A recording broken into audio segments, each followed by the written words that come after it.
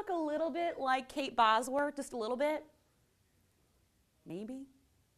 Maybe I'll ask Jeffrey Ma what he thinks when he comes to sit down and chat with me about the movie 21, and he's also the inspiration for the book Bringing Down the House, all about counting cards in Vegas and winning big.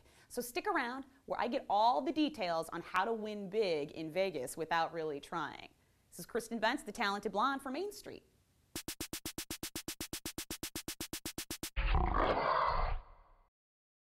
Back in those days, for sure, they didn't know that we were card counting, so they just saw us as people who are betting hundreds of thousands of dollars, and you get the greatest treatment everywhere. I mean, I went from being this MIT student who had a hard time getting into an Irish bar on St. Patrick's Day to this guy that could get into everywhere, you know, limo service, 2-floor suites, you know, VIP at every place, Mr. Ma, thank you, blah, blah, blah. Yeah, it's just a surreal experience. Yeah, I think there's a couple of big lessons that I learned from sort of the blackjack days. The first one is how important teamwork and trusting your teammates are. I mean, we were dealing with, you know, hundreds of thousands of dollars in cash. And so, you know, if you hand someone $100,000 and say, hey, go to Vegas and win me some money, there's got to be a high amount of trust there.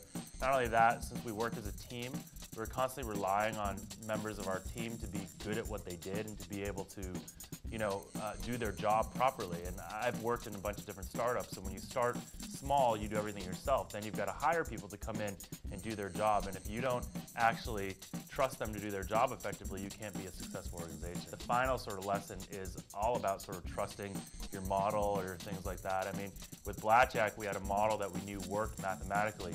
There was a weekend where in 2 hands, I lost $100,000. And I could have easily given up at that point, but I kept going because I believed in what we were doing.